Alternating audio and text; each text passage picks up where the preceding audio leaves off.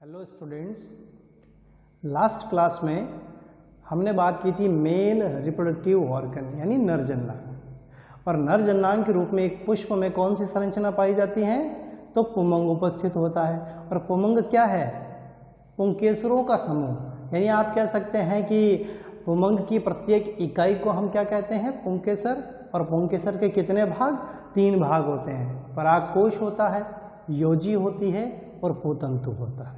जो मुख्य भाग है वो परागकोश होता है, फर्टाइल जननक्षम भाग होता है, और जिसके डेवलपमेंट को हम यहाँ स्टडी कर रहे हैं कि भाई परागकोश का परिवर्तन कैसा होता है।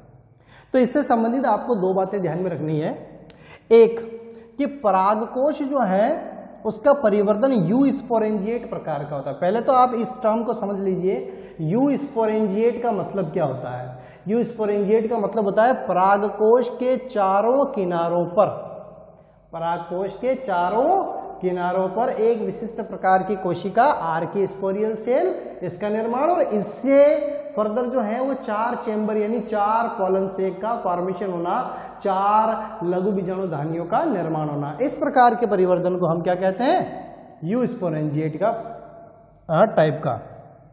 दूसरा आपको ध्यान में रखना है कि जो एंथर है, जो परागकोश है, वो इनिशियल स्टेज यानी प्रारंभिक अवस्था में कैसा होता है? एक अविभेदित कोशिकाओं का समूह होता है। कैसा होता है? अविभेदित कोशिका का समूह होता है ना, जिसमें रेगुलरली क्या होती है? सेल डिवीजन यानी कोशिका विभाजन की प्रक्रिया संपन्न होती है।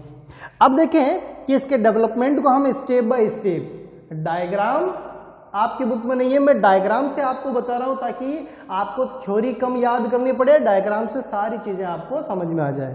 प्रारंभिक अवस्था में जो परागकोश है वो कुछ इस तरीके का होता है। एक अविभेदित कोशिकाओं का समूह है जिसमें बाहर की तरफ आपको एपिडर्मिस या बाह्य त्वचा देखने को मिलेंगी। सबसे बाहर की तरफ आपको जो ऑरेंज कलर की लेयर दिख रही है तीनों स्ट्रक्चर में, वो क्या है? एपिडर्मिस, यानी एपिडर्मिस इनमें पहले से प्रेजेंट होती है। एपिडर्मिस के अंदर आपको बहुत सारी ब्लू कलर की सेल्स दिख रही होंगी। ये सारी की सारी कैसी हैं? अनडिफरेंशिएटेड सेल, अविभेदित कोशिकाएं, सारी की सारी अविभेदित कोशिका। इसका मतलब क्या होगा? इसका मतलब इन कोशिकाओं में विभाजन की क्षमता पाई जाती है। ये कोशिका रेगुलरली क्या कर सकती हैं? सेल डिवीजन कर सकती हैं। अब देखें इसके आगे की बात कि यहां पर ये तो ब्लू कलर की अनडिफरेंशिएटेड सेल हो गई, जिसको किसने कवर करके रखा है? एपिडर्मिस ने कवर करके रखा है। इनमें से चारों कॉर्नर पर एक एक कोशिका है ना। स्टार्टिंग में क्या होता है? पहला इवेंट, चारों कॉर्नर पर एक एक कोशिका जो है वो आकार में बड़ी हो जाती है। इनका जो कोशिका द्रव्य है वो और ज्यादा सघन हो जाता है, और इनका जो केंद्रक है वो केंद्रक थोड़ा सा बड़ा हो जाता है, थोड़ा सा सुस्पष्ट हो जाता है। तो ये 3 फीचर्स आपको देखने को मिलते हैं। अब देखो, इतनी सारी कोशिकाओं में जब चारों कॉर्नर पर 4 कोशिकाएं आकार में बड़ी होंगी तो वो अलग सी दिखाई देंगी। इन अलग सी दिखने वाली कोशिकाओं को ही हम कहते हैं आर्किस्पोरियल सेल। हिंदी में हम इसको कहते हैं प्रपशु कोशिका। क्या कहते हैं इसे? प्रपशु कोशिका के नाम से जाना जाता है। तो देखिए यहां पर ये 4 अलग सी दिख रही हैं आपको यहां पर इन सारी सेल्स के अंदर। इनकी विशेषताएं भी मैंने लिख दी। लार्ज इन साइज, आकार में बड़ी होती हैं। न्यूक्लियस वेल डेवलप्ड यानी केंद्रक सुविकसित और स्पष्ट होता है। और साइटोप्लाज्म डेंस यानी जो कोशिका द्रव्य है वो काफी ज्यादा सघन होता है ना। तीनों विशेषताएं आपको ध्यान में रखनी। अब क्या होता है देखो, अब यहां पर होगा डिवीजन। तो ये जो आर्किस्पोरियल सेल है, ये प्रपशु कोशिका, इसमें विभिन्न प्रकार के डिवीजन प्रारंभ होते हैं। तो पहले विभाजन से यहां पर 2 कोशिकाएं, और 2 से फिर 3 कोशिकाएं, 3 से 4, इस तरीके से कोशिका विभाजन से बहुत सारी कोशिकाओं का निर्माण प्रारंभ हो जाता है। तो मैंने इनिशियल स्टेज ली है कि जैसे ही इसमें डिवीजन स्टार्ट हुआ, आर्किस्पोरियल सेल 2 तरह की कोशिकाओं का निर्माण करती है। देखें बाहर की तरफ जो आपको कोशिकाएं दिख रही हैं, 1 2 3 4, बाहर की तरफ जो कोशिकाएं हैं इन्हें हम कहते हैं पैराइटल सेल। क्या कहते हैं? Parietal cell. इन्हें आप भित्तीय कोशिका या परिभित्तीय कोशिका कह सकते हैं। ठीक है ना, पैराइटल सेल कह दिया हमने इनको, वित्तीय कोशिका कह दिया। इसका मतलब नाम में ही आंसर आ गया, परागकोश की भित्ति का निर्माण, वॉल का निर्माण, दीवार का निर्माण कौन करेगा? पैराइटल सेल करेगी, ठीक है ना। और इसके अंदर की तरफ जो आपको कोशिकाएं दिख रही है, इन कोशिकाओं को बोलते हैं स्पोरोजिनस सेल, बीजाणुजन कोशिका। क्या कहते हैं? बीजाणुजन कोशिका कहते हैं। अब देखें कि वित्तीय कोशिका और यहां पर क्या है? बीजाणुजन कोशिका। तो जो बीजाणुजन कोशिका है ये क्या करेगी? ये आगे लघु बीजाणु यानी पराग कणों का निर्माण, तो जो हमने पढ़ा था ना लास्ट क्लास में कि पराग पुटक के अंदर बहुत सारे पराग कणों का, माइक्रोस्पोर्स का, लघु बीजाणु का निर्माण होता है, उन लघु बीजाणुओं को बनाने वाली कोशिकाएं यहां बन रही हैं। तो आर्कीस्पोरियल सेल जो है वो देखो डिवाइड होकर, इसमें डिवीजन हुआ और डिवीजन के थ्रू, है ना, यहां पर मैं बता देता हूं, आर्कीस्पोरियल सेल में डिवीजन हुआ और डिवीजन के थ्रू यहां पर आपको दो तरह की कोशिकाएं देखने को मिल जाती हैं। एक है पैराइटल सेल, वित्तीय कोशिका, और दूसरी स्पोरोजेनस सेल जो बीजाणुजन कोशिका। अब इनका क्या होना है आगे? तो देखें, पैराइटल सेल में पेरिक्लिनल और एंटीक्लिनल, पेरिक्लिनल को बोलते हैं परिणत विभाजन और एंटीक्लिनल को बोलते हैं अपनत विभाजन। यानी डिफरेंट टाइप के आप कह सकते हो, लॉन्गिट्यूडनल, ट्रांसवर्स, अनुप्रस्थ, अनुदैर्ध्य, इस प्रकार के इनमें क्या होते हैं? विभाजन। इनमें जब विभाजन होते हैं तो ये 3 से 5 स्तरीय संरचना का निर्माण करेंगे। किसका निर्माण करेंगे? 3 से 5 स्तरीय संरचना का। अब वो 3 से 5 स्तर कौन से हैं? तो देखें, आउटर मोस्ट लेयर तो इनके पास में पहले से प्रेजेंट है, एपिडर्मिस। इसके अंदर की तरफ ये बनाएंगे एक एंडोडर्मिस, जो कि सिंगल लेयर्ड होती है, एक परती होती है। एंडोडर्मिस के अंदर, एंडोडर्मिस कह सकते हो, एंडोथीशियम कह सकते हो, उसके अंदर की तरफ बनता है मिडिल लेयर। मिडिल लेयर जो है यहाँ पर 2 से 3 परती होता है, और मिडिल लेयर के अंदर जो है आपका टैपेटम बनता है। तो टैपेटम यहाँ पर होता है सिंगल लेयर। तो देखिए, एंडोडर्मिस या एंडोथीशियम और टैपेटम तो सिंगल लेयर्ड है, और मिडिल लेयर 2 से 3 लेयर, तो एक ये हो गई, एक ये 2 हो गई, है ना। उसके बाद में अगर ये सिंगल लेयर्ड बनती है तो ये 3 बन जाएगी, तो इसीलिए हमने कहा 3 से 5 स्तरीय। तो ये अगर 3 स्तरीय बनाता है तो 3 स्तरीय में कंडीशन कौन सी हो जाएगी यहाँ पर? कि 3 और 1 4 और 1 5। इस प्रकार से पैराइटल सेल यानी परिवित्तीय कोशिकाओं में विभिन्न प्रकार के कोशिका विभाजन द्वारा 3 से 5 स्तरीय संरचना का निर्माण होता है, जो परागकोश की भित्ति का क्या करेंगे? निर्माण करेंगे। अब देखिए, इसका फ्यूचर क्या है? बीजाणुजन कोशिका है। तो बीजाणुजन कोशिकाएं मिलकर बीजाणुजन उत्तक का निर्माण करती हैं। बीजाणुजन उत्तक स्पोरोजिनस टिश्यू का निर्माण करेंगे, और ये स्पोरोजिनस टिश्यू जो है वो पराग मात्र कोशिका का निर्माण करेंगे। और पराग मात्र कोशिका लघु बीजाणुजनन, माइक्रोस्पोरोजेनेसिस का मतलब क्या होता है? इसका मतलब होता है लघु बीजाणुजनन। तो लघु बीजाणुजनन में ये भाग लेकर और किसका निर्माण कर लेंगे? लघु बीजाणुओं का निर्माण कर लेंगे। तो सीधा सा और सिंपल सा कंसेप्ट आपको बताऊं, यहां पर पैराइटल सेल किसका निर्माण करती है? एंथर की वॉल का, यानी परागकोश की भित्ति का, दीवार का निर्माण करती है। और उसमें जो परागकणों के निर्माण के लिए उत्तरदायी है वो कौन सी है? आपकी बीजाणुजन कोशिकाएं। ये तो बात थी डेवलपमेंट ऑफ एंथर की। अब हम ट्रांसवर्स सेक्शन या इंटरनल स्ट्रक्चर ऑफ एंथर की बात कर लेते हैं।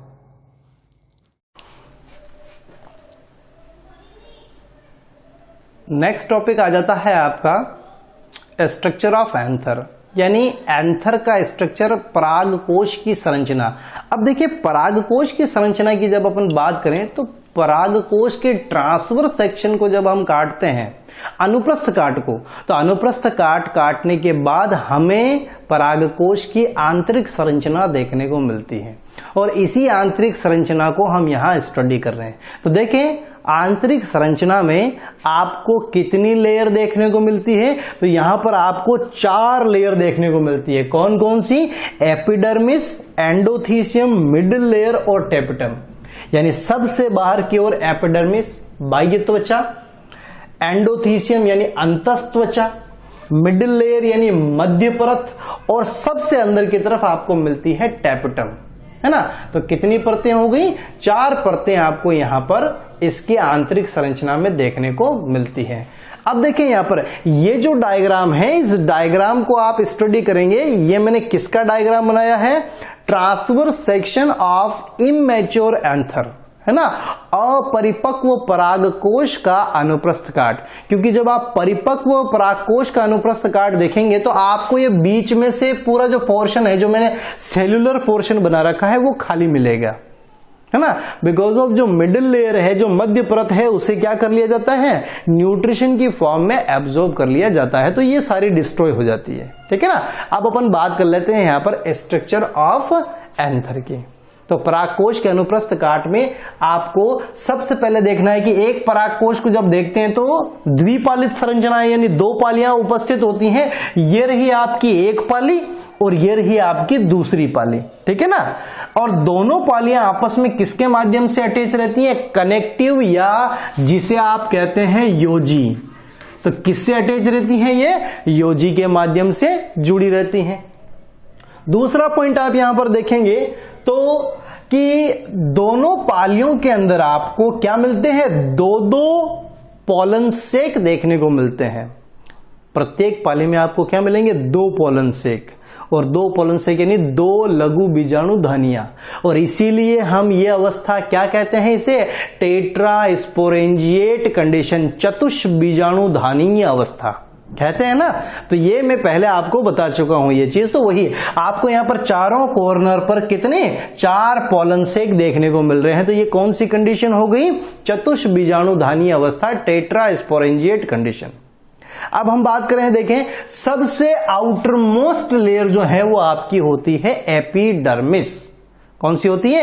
एपिडर्मिस, जिसे हम बाह्य त्वचा भी कहते हैं। और बाह्य त्वचा में आपको दिख रहा है तो ये जो बाह्य त्वचा है ये केवल और केवल एक परतीय है, यानी एक ही परत से मिलकर बनी हुई है। तो हमने इसको कह दिया साहब ये सिंगल लेयर्ड है। और सबसे बाहरी त्वचा है आपकी तो आउटर मोस्ट लेयर, ठीक है ना। तो 2 पॉइंट यहां पर हुए, कौन सी? एक तो आउटर मोस्ट लेयर है और दूसरा पॉइंट यहां पर हुआ है कौन सा? एक परतीय संरचना है। तीसरा पॉइंट आपको ध्यान में रखना, एपिडर्मिस का निर्माण पैराइटल सेल से, प्राइमरी पैराइटल सेल से नहीं होता है।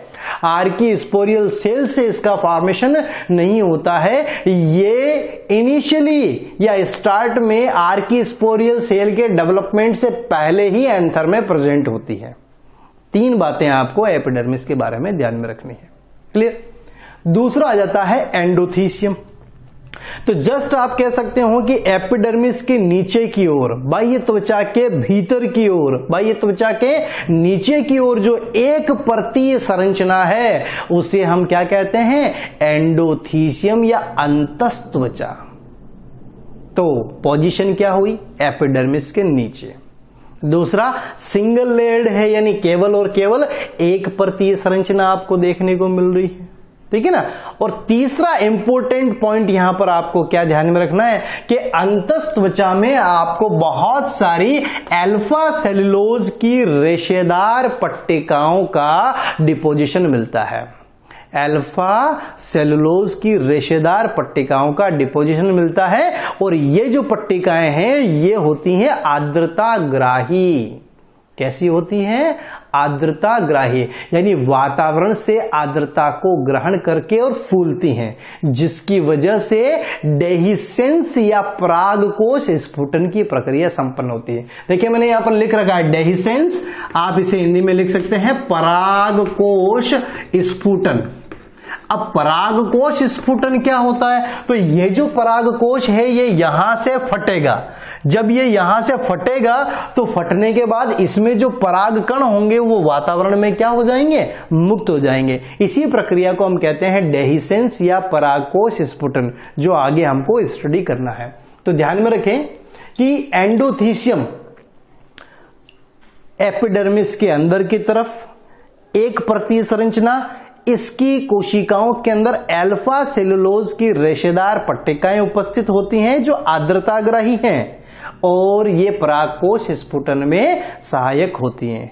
एक और पॉइंट आपको यहां ध्यान में रखना है कि अंतस्थ त्वचा की ही कुछ कोशिकाएं जिनमें अल्फा सेलुलोज की पट्टिकाएं अनुपस्थित होती हैं, उन्हें हम स्टोमियम के नाम से जानते हैं। और यही स्टोमियम बाद में द्वार कोशिकाओं के रूप में, किस रूप में? द्वार कोशिकाओं के रूप में मैच्योर कंडीशन में प्रेजेंट होती है। यानी स्टोमियम से ही परागकोश स्फुटन की प्रक्रिया संपन्न होती है। ये जब आर्द्रताग्राही कंडीशन आएगी, ये एनवायरमेंट से क्या करेंगी?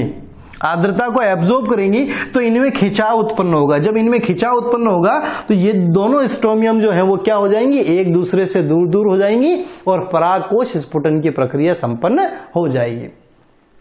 उसके बाद में हमने दो परतों की बात कर ली भाई। एपिडर्मिस हो गया आपका, एंडोथीशियम अंतस्थ त्वचा हो गई। तीसरी लेयर की बात करें जिसको अपन बोलते हैं मिडिल लेयर या मध्य परत।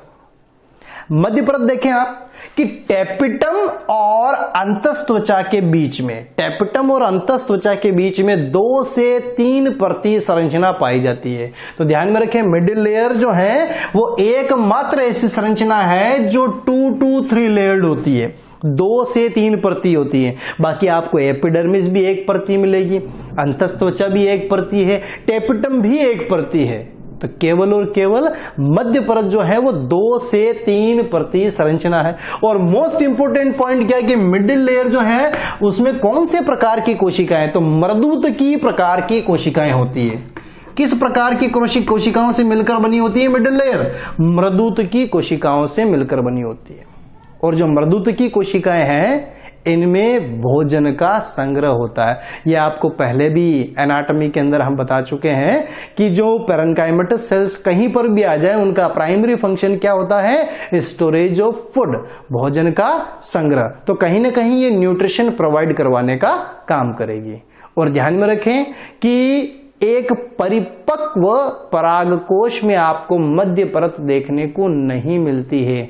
इसका मतलब आप कह सकते हैं मध्य परत अस्थायी होती है, जिसे एज ए न्यूट्रिशन या भोजन के रूप में या पोषण के रूप में एब्जॉर्ब कर लिया जाता है।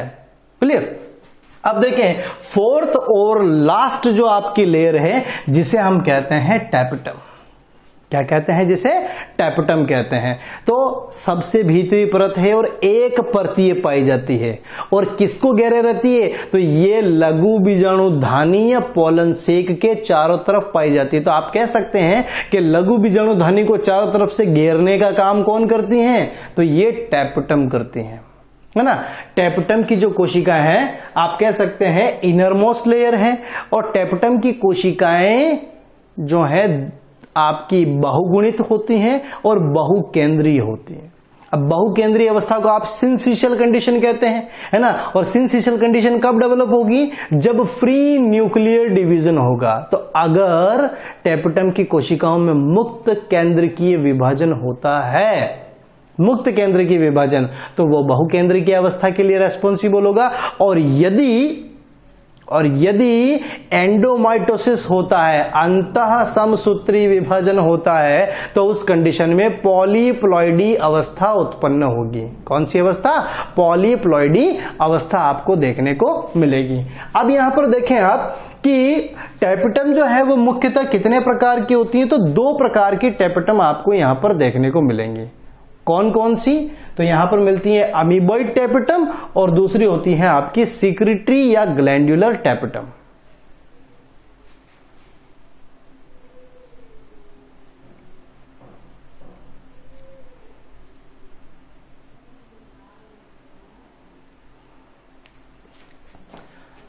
तो टेपिटम आपको यहां पर 2 तरह की देखने को मिलती है। एक है अमीबॉइड टेपिटम और दूसरी है आपकी सिक्रिटरी या ग्लैंडुलर टेपिटम। अब देखिए अमीबॉइड टेपिटम की बात करें तो अमीबॉइड टेपिटम किस प्रकार की है? तो जो टेपिटम की इनर वॉल है, ये इनर वॉल अंदर से क्या हो जाती है? टूट जाती है। अंतःभित्ति जो है वो अंदर से टूट जाएगी। जब अंदर से टूट जाएगी तो टेपिटम के अंदर जितना भी जीव द्रव्य है, जितना कोशिका द्रव्य है, वो सारा कहां खाली हो जाएगा? पोलन सेक में लघु बीजाणुधानी के अंदर क्या हो जाएगा? खाली हो जाएगा। तो अगर किसी टेपिटम की अंतःभित्ति क्षतिग्रस्त होती है और उसका सारा प्रोटोप्लाज्म अगर पॉलन सेक में लघु बीजाणुधानी में खाली हो जाता है तो इस प्रकार के टेपिटम को हम क्या कहते हैं? अमीबॉइड टेपिटम कहते हैं। अब देखिए अमीबॉइड टेपिटम के बारे में एक और इंटरेस्टिंग पॉइंट। जब सारी टेपिटम का प्रोटोप्लाज्म अंदर इकट्ठा हो जाएगा तो वो अंदर जाकर एक बंच या एक समूह का निर्माण करता है। इस समूह को बोलते हैं टैपिटल पेरीप्लाज्मोडियम। क्या कहते हैं? टैपिटल पेरीप्लाज्मोडियम। और केवल कुछ ही प्लांट्स के अंदर आपको अमीबॉइड टेपिटम देखने को मिलती हैं। जैसे एग्जांपल देखें, टाइफा हो गया, एलिस्मा हो गया, ट्रेडेस्केंशिया हो गया। ये 3 एग्जांपल मैं आपको बता रहा हूं। टाइफा, एलिस्मा, ट्रेडेस्केंशिया, इनके अंदर आपको कौन से प्रकार की टेपिटम देखने को मिलेगी? अमीबॉइड प्रकार की टेपिटम देखने को मिलेगी। और अगर हम बात करें सिक्रीटरी या ग्लैंडुलर टेपिटम की, तो जिस प्रकार से ग्रंथियां किसी पदार्थ या किसी रसायन का स्त्राव करती हैं, किसी एंजाइम या हार्मोन का स्त्राव करती हैं, उसी प्रकार से टेपिटम से बिल्कुल स्लोली न्यूट्रिएंट्स का सीक्रेशन होता है अंदर की ओर या पॉलन सेक में। इसीलिए हम इसको बोलते हैं स्त्रावी या ग्रंथिल प्रकार की टेपिटम। सिक्रेटरी का मतलब हुआ स्त्रावी और ग्लैंडुलर का मतलब हुआ ग्रंथिल प्रकार की टेपिटम। ठीक है ना? और किसमें? तो ऑल फ्लावरिंग प्लांट, सभी पुष्पीय पादपों के अंदर आपको सिक्रेटरी या ग्लैंडुलर टेपिटम देखने को मिलती है। अब देखिए नेक्स्ट बात आ जाती है यहां पर आ जाता है फंक्शन ऑफ द टेपिटम। बहुत ही इंपॉर्टेंट चीज है, इंपॉर्टेंट टॉपिक है आपका कि टेपिटम के क्या क्या फंक्शन है। तो देखिए इनर मोस्ट लेयर होने की वजह से आप कह सकते हैं ये प्रोटेक्शन अवेलेबल करवाने का काम करती है। माइक्रोस्पोर्स हो गए, पीएमसी हो गई, एमएमसी हो गई, स्पोरोजेनस सेल्स हो गई, स्पोरोजेनस टिश्यू हो गया, सबको प्रोटेक्शन प्रोवाइड करवाने का काम किसका है? टेपिटम का है। दूसरा फंक्शन मेन और फंडामेंटल फंक्शन है इसका, ये ध्यान में रखिए आप कि टेपिटम जो है वो जानी किसके लिए जाती है? न्यूट्रिशन के लिए। तो यानी इसका मुख्य कार्य लघु बीजाणुओं को, पराग कणों को पोषण उपलब्ध करवाने का है। प्रोटेक्शन अवेलेबल करवा रही है, न्यूट्रिशन अवेलेबल करवा रही है। थर्ड आ जाता है सीक्रेट एंजाइम्स। कुछ एंजाइम्स का स्त्राव करती हैं। कौन से एंजाइम्स का स्त्राव करती हैं? तो ध्यान में रखें केलेज एंजाइम। लघु बीजाणु जनन की प्रक्रिया जब हम पढ़ेंगे तो लघु बीजाणु जनन के बाद 4 लघु बीजाणु जो आपस में केलोज की परत से चिपके हुए रहते हैं। 4 लघु बीजाणु बनते हैं एक मियोसिस से, और एक मियोसिस से जो 4 लघु बीजाणु बनेंगे वो आपस में केलोज की परत से चिपके हुए रहेंगे। उस केलोज की परत को डिसॉल्व करने का काम, डिकम्पोज करने का काम केलेज एंजाइम करता है। और इस केलेज एंजाइम का सिक्रेशन कौन करता है? तो टेपिटम करता है। तो 3 फंक्शन हुए यहां पर, प्रोटेक्शन हो गया, न्यूट्रिशन हो गया और एंजाइम का सिक्रेशन हो गया। और लास्ट आता है आपका नेक्स्ट सीक्रेट हार्मोन, यानी ये जो है हार्मोन का सिक्रेशन भी करते हैं। कौन से हार्मोन? तो ऑक्सिन या फिर आप कह सकते हैं इंडोल एसिटिक एसिड, IAA का जो सिक्रेशन है वो किसके द्वारा किया जाता है? टेपिटम के द्वारा भी किया जाता है, जो एक प्रकार का PGR, plant growth regulator, plant growth promoter जिसको आप कह सकते हैं, जो वृद्धि को एनहेंस करने का काम करता है। उसके बाद में देखिए नेक्स्ट फंक्शन आ जाता है फॉर्मेशन ऑफ यूबिश्च बॉडी, यानी इनके द्वारा कुछ कणिकाओं का यूबिश्च काय का निर्माण किया जाता है। और इन यूबिश्च काय में किसका निर्माण होता है? तो ध्यान में रखें इन यूबिश्च काय में स्पोरोपोलेनिन का सिक्रेशन होता है, ये वो डिपॉजिट होता है। स्पोरोपोलेनिन एक प्रकार का जैव अनअपघटनीय पदार्थ है जिसका प्रकृति में जैविक अपघटन संभव नहीं है। प्रकृति में जैविक अपघटन संभव नहीं है। इट मीन्स क्या हुआ कि स्पोरोपोलेनिन का प्रकृति में अपघटन संभव नहीं है। और ये जो स्पोरोपोलेनिन है ये पराग कणों की बाह्य चोल का क्या करता है? निर्माण। पराग कण की बाह्य चोल का निर्माण करता है।